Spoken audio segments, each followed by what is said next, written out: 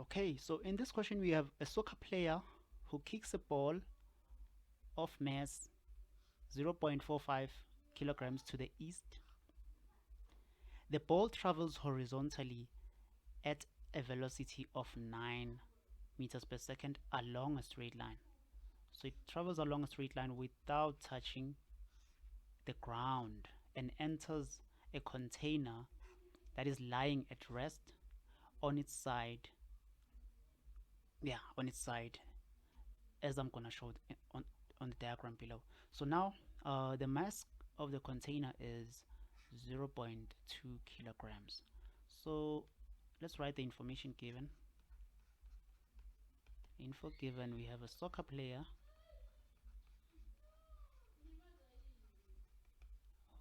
who kicks the ball.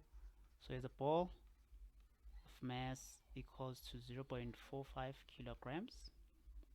So the ball is kicked east direction. So you have your compass, north, south, west, east. So the ball is kicked in this direction. And then we have this block, or this thing that's lying on the floor, which is a container with a mass of 0.2 kilograms. So we're told that this container is at rest, so meaning that it's V initial. It's actually 0 meters per second. So it's not moving, it's just stationary. So if we were to draw, we have the ball here traveling. So yeah, I forgot to say it's traveling at 9 meters per second.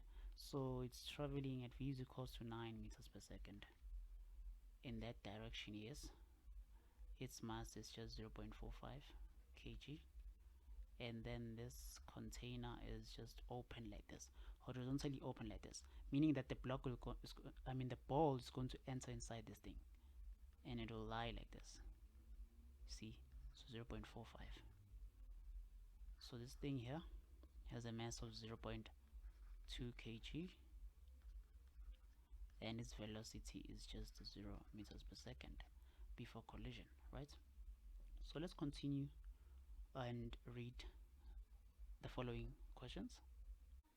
Okay, so now we have a statement that says that the ball is struck in the container after collision, and the ball and container move together along a straight line towards the east. Ignore the effects of friction and rotational effects. So calculate the magnitude of the velocity of the ball and container system immediately after the collision. So what we need to note is that, okay, fine, after this has happened here, whereby you have the ball and the container, so after collision they're just gonna combine like this, whereby you have the ball inside the container and they're going to move together. So we want to find out the velocity of the system as they move together after the collision, right? So now we're going to use the conservation of momentum, which will have the sum of momentum initial is equals to the sum of momentum final, whereby mv of the ball initial plus mv of the container initial is equals to m of the ball. We're just going to add, it's just the same as the previous questions have done, m of the ball and m of the container. Add them together because after the collision they're going to go in the same direction together, so they'll share the same velocity, right? So what is the mass of the ball? It's 0.45, and its velocity, we said its initial velocity was 9 meters per second, plus the mass of the container is given as 0.2 kilograms, and its velocity before collision, it was 0, it was not moving, stationary. And then the mass of the ball, 0.45 plus the 0.2 of the container, v final. Okay, so now you're gonna have 0.45 multiplied by 9 is equals to V final, and then 0.45 plus 0.2, right? So it's 0.45 multiplied by 9 is equals to V final, and we add these two, it's going to give us 0.65, and then you divide by 0.65, divide by 0.65, and the V final is equals to 0.45 multiplied by 9 divided by 0.65, which the answer would be 6.231 meters per second. So this is the velocity after the collision of both the ball and the container. So now what you want to do is going to determine by means of a suitable calculation whether the collision between the ball and the container is elastic or inelastic. So an elastic collision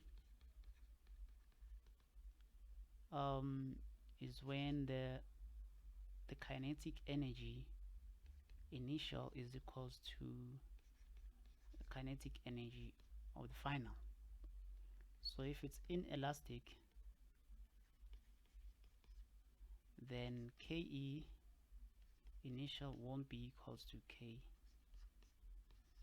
final. So we want to check if this will be the case, whereby the collision will be elastic or inelastic.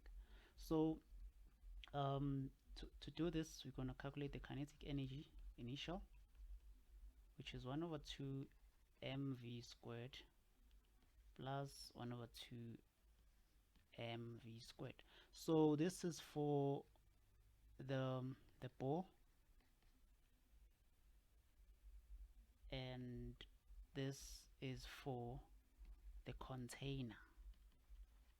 Remember that the container was stationary before collision, so meaning that the velocity was equal to 0 meters per second, and we were told that the velocity of the ball initially it was 9 meters per second. So therefore KE initial is equals to 1 over 2 the mass of the ball, which is 0.45, and the velocity, which is 9 squared, plus the 0, because the velocity is 0, so everything is going to be 0 for the container initially, and then we will have an answer of 18.225 joules. So this is the initial kinetic energy. So let's find the final kinetic energy of the system. So the final kinetic energy, remember that the system where the ball and the block will move together, so we're just going to combine the masses.